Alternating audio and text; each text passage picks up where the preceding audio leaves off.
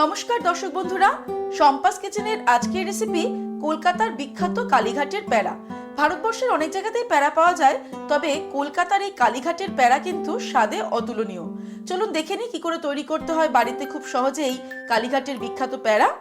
ভিডিওটা ভালো লাগলে কিন্তু অবশ্যই ভিডিওটাকে লাইক করবেন, শেয়ার করবেন, আর এরকমই দারুণ দারুণ রেসিপির আপডেট পাওয়ার জন্য এক্ষুনি আমার চ্যানেলকে সাবস্ক্রাইব করে নিন। তাহলে চলুন শুরু করি। কালীঘাটের প্যারা তৈরি করার জন্য সবার প্রথমে আমি নিয়ে নিয়েছি 200 গ্রাম খোয়া ক্ষীর। খোয়া ক্ষীরটা আমি কড়াইতে দিয়ে দিলাম।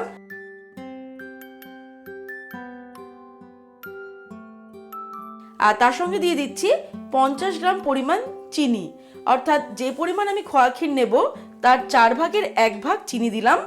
এবারে আমি ওভেনটাকে অন করে দিলাম। তারপর হাই ফ্লেমে এটাকে আমরা রান্না করতে থাকবো, নাড়তে নাড়তে। নাড়া থামালে কিন্তু চলবে না, অর্থাৎ অনবরত নাড়তে নাড়তে আমাদের এটাকে রান্না করতে হবে হাই ফ্লেমে। একটা ছোট্ট ইনফরমেশন দিয়ে রাখি, এমনই আরও 600টার ওপর দারুণ দারুণ রান্নার রেসিপি খুব সহজভাবে সম্পাস কিচেনে বানিয়ে দেখানো আছে, যা আপনারা ইউটিউবে গিয়ে সম্পাস কিচেন লিখে সার্চ করলেই পেয়ে যাবেন, অথবা রান্নার নাম যেমন Christmas cake recipe by Sampa's kitchen লিখলেই আমার শেয়ার করা সমস্ত কেক রেসিপি পেয়ে যাবেন একই জায়গায়। 2-3 মিনিট পরেই কিন্তু দেখুন কিরকম খোয়া ক্ষীরটাও একদম গলে গেছে, আর চিনিটাও কিন্তু একদম গলে গিয়ে খোয়া ক্ষীরের সঙ্গে মিশে গেছে।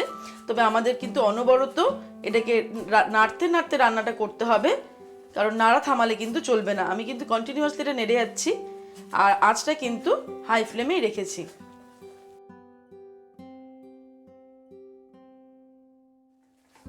পাঁচ মিনিট আমি এটাকে হাই ফ্লেমে নাড়তে নাড়তে রান্না করে নিলাম। এবার আমি ওভেনটাকে অফ করে দেবো। এটা দেখুন কড়াই থেকে কিন্তু উঠে উঠে এসেছে।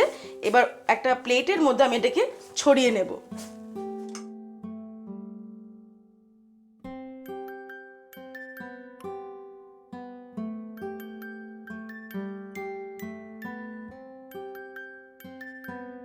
সামান্য ঠান্ডা হলে, তবে সম্পূর্ণ ঠান্ডা নয়, সামান্য ঠান্ডা হলে আমরা এটাকে একটুখানি মসৃণ করে নেব। আমি হাত দিয়ে ডলে ডলে এটাকে প্রথমে মসৃণ করে নিলাম। তারপরে এবার এটা থেকে ছোট ছোট করে আমি প্যারা তৈরি করে নেব। প্যারাটার সাইজটা কিন্তু আমরা ছোট বা বড় নিজেদের ইচ্ছা অনুযায়ী বানাতে পারি। এইভাবে হাত দিয়ে প্রথমে গোল করে, তারপরে একটা আঙুল দিয়ে প্রেস করে করে আমরা প্যারা করে নেব। তৈরি হয়ে গেছে আমাদের আজকের রেসিপি বিখ্যাত কালীঘাটের প্যারা। দেখলেন তো কত সহজে বাড়িতে আমি প্যারা তৈরি করলাম। এবার আপনারাও কিন্তু বাড়িতে প্যারা তৈরি করে যে কোনো পূজা অর্চনার দিনে প্রসাদ হিসেবে এই প্যারা দিতে পারেন। আজকের এই রেসিপিটা কেমন লাগলো আমাকে অবশ্যই কমেন্ট সেকশনে কমেন্ট করে জানাবেন। ভালো লাগলে লাইক করবেন, শেয়ার করবেন, আর এরকমই দারুণ দারুণ রেসিপির আপডেট পাওয়ার জন্য এক্ষুনি আমার চ্যানেলকে সাবস্ক্রাইব করে নিন। বেল নোটিফিকেশনটা ক্লিক করে নেবেন, তাহলে আমি যখনই কোনো রেসিপি আপলোড করব আপনারা তার নোটিফিকেশনটা পেয়ে যাবেন। ভালো থাকবেন, সুস্থ থাকবেন। আমি আবার হাজির হব নতুন নতুন রেসিপির সঙ্গে। নমস্কার।